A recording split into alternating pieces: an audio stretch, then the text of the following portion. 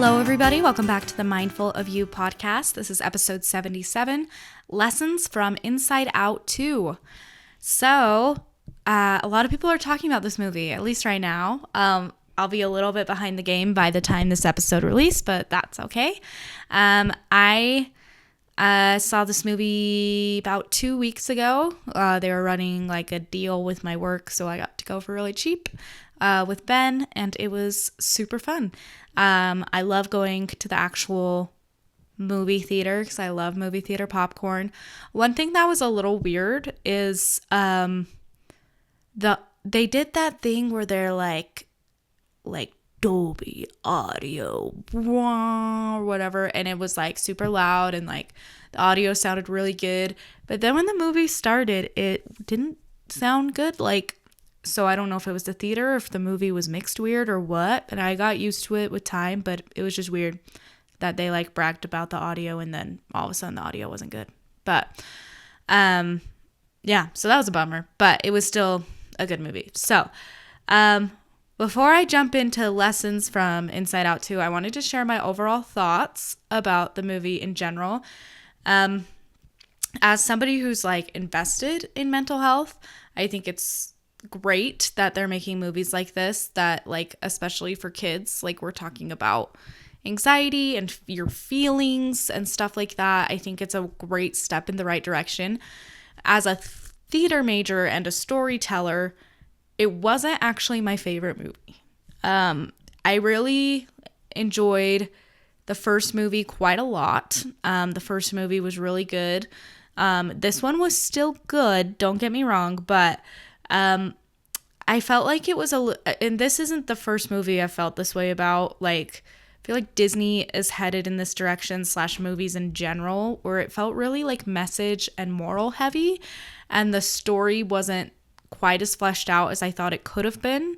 I think part of the reason for that is like they tried to put a lot of new things in. There were several new emotions. Like there was anxiety, embarrassment, envy, ennui, nostalgia. She was like a super small part and she was hilarious. But they also added like the new sense of self concept, which I was like, whoa, okay. And they had to kind of like explain that really quickly because it was such an important part of the movie, but it hadn't been introduced at all in the first movie. And then they also had the deep dark secrets with like the random cartoon people. Like it just felt like they were trying to put too much into one movie, where I think what worked about the first movie is it was very simple, even though like the moral was super clear. I felt like the story still came first. I feel like they put the cart before the horse a little bit with this particular movie. So if you loved this movie and disagree with me, that's totally fine. And I still liked it, and I liked what they were trying to do as far as helping people with anxiety. I think that that's amazing. So without further ado, let's dive into my 7 lessons from Inside Out 2. If you can't tell already, this is going to be like littered with spoilers. So don't watch it if you like are worried about that. My first lesson is we need to feel all of our emotions, including the negative ones. This is like kind of a carryover lesson from the first movie. When finally Joy lets go a little bit and lets sadness like be a part of Riley's life. And it seems like they've kind of like learned that lesson coming in, that, negative emotions are a part of life too. Sadness can be like cathartic. It can feel good to cry. I thought that was great. My second lesson was anxiety isn't trying to hurt us, but it's trying to protect us. I thought that was a really interesting angle to look at anxiety from.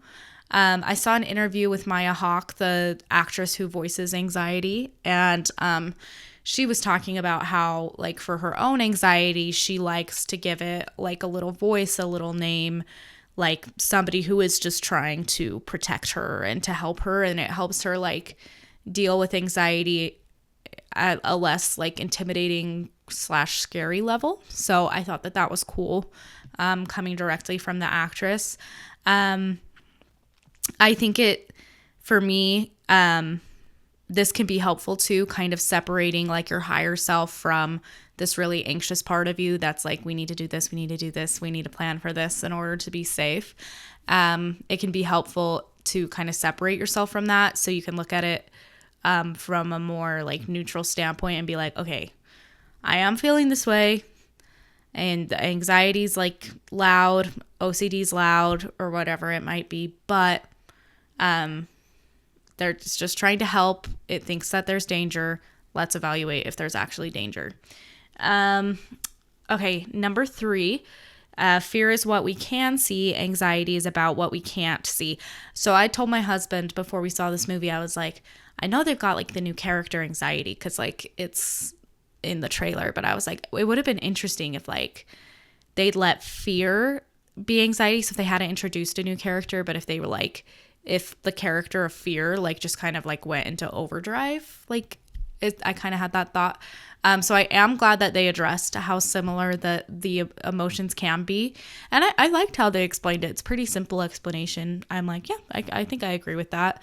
That anxiety is about what we can't see. It's like imagined fake type scenarios. The what could happen, very like future oriented and like imagination oriented, rather than fear being about what it can see in like the present moment. So yeah, I thought that was good. Number 4, panic attacks can build up over time, was my number 4. So like the climax of the movie is Riley having a panic attack. I thought they represented the panic attack very well.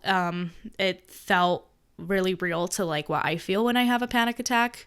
And I know a lot of people feel that way.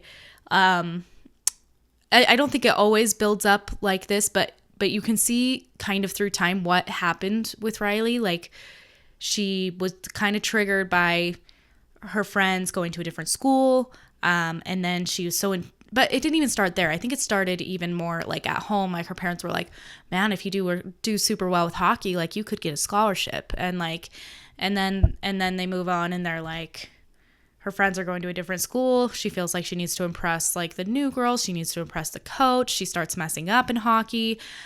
She's losing sleep over this. They didn't address the eating, I don't think, but yeah, she's definitely losing sleep over it. And she's just not in a good spot. And eventually like it all boils over, and she has a panic attack. I think it definitely can happen like that. I've also had times where panic attacks come absolutely out of nowhere. And I'm like, I feel like I have been taking care of myself. I had a good night's rest. I've been eating fine. And it just happens. So, but I really liked the way that they represented the panic attack, like anxiety, not being able to let go and just freaking out. I'm like, yeah, that is kind of what it feels like. So,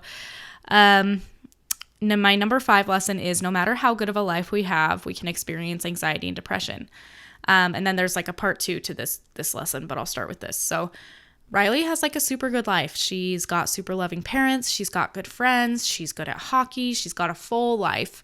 But she still is experiencing these feelings because she's human. And like our emotions don't always have to do with the circumstances. And a lot of times, people with, seems like perfect lives still feel anxious, still feel depressed. My part 2 to this lesson is, however, it makes us think about how much worse it can be for those who aren't as privileged as we are. So, I've been studying the concepts of Alfred Adler. He was a psychologist around the same time as like Freud and Carl Jung. But he died pretty young, so like a lot of his methods aren't super known, but he definitely had a heavy influence on what we do in therapy and in social work and everything like that. And one of his big things that he talks about is like the context of people's lives. And he was actually like an advocate for social change, an advocate for women's rights, and he wanted to help not just like individuals, but he wanted to also like fix the world. And I was thinking about that when thinking about this particular lesson from this movie, because it's like, if even someone with a life like Riley can have such a hard time, how much worse can it be for those in like horrible socioeconomic situations, or with abusive parents, or, and so I think it's really important that we look at addressing those things within the world around us as well, because that's going to make an impact on mental health. Like, absolutely. Like, I think a lot of the things I see, even in my current position, is students' mental health is struggling because of their financial situation or because of familial relationships and like toxicity there, housing situations. And like, these things are having like a direct impact on mental health. And so if somebody who's got it as good as Riley, or as good as me, or as good as you, depending on your situation, whoever's listening to this, then I'm not saying that we shouldn't allow ourselves the space to feel anxious and to feel bad, but I think it should also be a wake-up call to like, wow, if it's this hard for me to feel okay, imagine what it could be like for those who are really in bad situations, and how can we help them, and what changes can we make as a society. So my number 6 lesson is hurt people hurt people. I'm sure you've heard this phrase before. But Riley was hurt that her friends were going to a new school and started being mean to them in turn. So this phrase is a little controversial because people don't want to give an excuse to, abusers or like people who are hurting other people. And I don't like to look at it as an excuse, but more of information. It's like, okay, so Riley was being really mean to her friends, and that's not cool. And she realizes that. And I think she apologizes to them. But we can also be like, oh, and it can give us a little bit more empathy and sympathy in those situations. Not saying that we say, oh, like they're just sad. That's fine that they're bullying people. It's fine that they're being mean to people. But we can understand a little bit more about where they're coming from and maybe help them address like the underlying root of the problem, rather than just the behavior. Okay. This is my last lesson. I don't know if I said how many lessons there were at the beginning, but there's 7. This is the last one. Our loved ones want to help us through our pain and hard times. So, like I said in the last lesson, Riley's being kind of mean to her friends. However, they still are trying to be there for her and help her, and it's really cute. And I'm like, oh, what good friends. Her parents want to be there for her and help her, even the coach, even her new friends. It feels like everyone around her, which genuinely, I don't know if this is realistic or not, but it does feel like everyone around her is trying to lift her up. She's having a hard time, but people seem to want to help her, which is really cool. And I think that that's true in our lives, especially with our loved ones. People want to help us through our pain and hard times. And I think it's really important that we allow them to do that and allow ourselves to ask for help. And also that we have those communities and people that can help us, which can take a little work sometimes. It comes more naturally for some than others. Some are super close to their families, super close, got good friends. Others might feel a little bit more lonely or like they don't know where to start as far as building a community goes. And so I really wanted to talk about that in next week's episode. So next week's episode is called Human Connection.